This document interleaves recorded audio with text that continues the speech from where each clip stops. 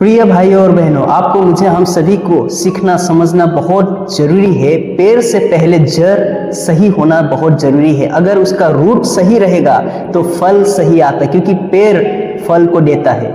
आपको मुझे सीखना समझना बहुत जरूरी है। फल कहाँ से आता है? फल पेड़ से आता है। अगर पेड़ सही नहीं रहेगा तो फल सही नहीं आएगा। सो उसका जड़ सही होना चाहिए। उसके बाद में जो पेड़ बड़ा होगा तो फल भी सही देगा।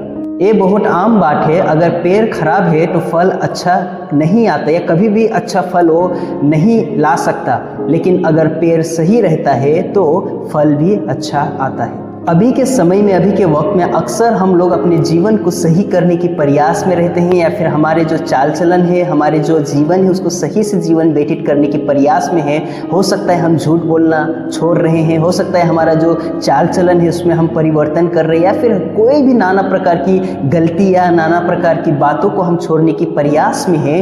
तो ये चीज़ में आपको मुझे लगे रहना है। हो सकता है हम कम झूठ बोल रहे हैं, या कम हम लोग गुस्सा कर रहे हैं। हो सकता है हम अपने जीवन को सही से परमेश्वर के प्रति जीने के प्रयास में हैं। लेकिन आपको मुझे यह बात समझना होगा, यीशु मसीह पहले कहते हैं कि अपने दिल को बदलो, अपने अंदरी हृदय को परिवर्तन करो, उसके बाद में हर वो चीज सही से चलेगा। आपका और मेरा जो परमेश्वर है यीशु मसीह, वो बाहरी दिखावे को ज्यादा महत्व नहीं देता, लेकिन आपके अंदरीकरण, आपके हृदय को, परिस्थिति को देखता है, और उसको देख के उसे प्रसन्न मिलता है। जरा आप और मैं सोच के देखते हैं कुछ टाइम, कुछ समय के लिए, अगर हमारे अंदर ईर्ष्या है, क्रोध है, दूसरों के प्रति नफरत है, हम बाहर से कितने भी अच्छे क्यों ना दिखा दे, लेकिन अंदरीकरण से हमारा परिवर्तन होना बहुत जरूरी है। सो प्रिय भाई और बहनों, आपका और मेरा पहला जिम्मेदारी है कि हम बाहरी दिखावे पे नहीं, लेकिन अंदरीकरण से हमारा जीवन को बदलना बहुत जरूरी है। आपको मुझे केवल काम को नहीं, लेकिन आपका और मेरा, हम सभी का चरित्र के ऊपर काम करना बहुत जरूरी है, क्योंकि परमेश्वर सीधे आपके हृदय को देखता है, आपके जीवन को देखता है।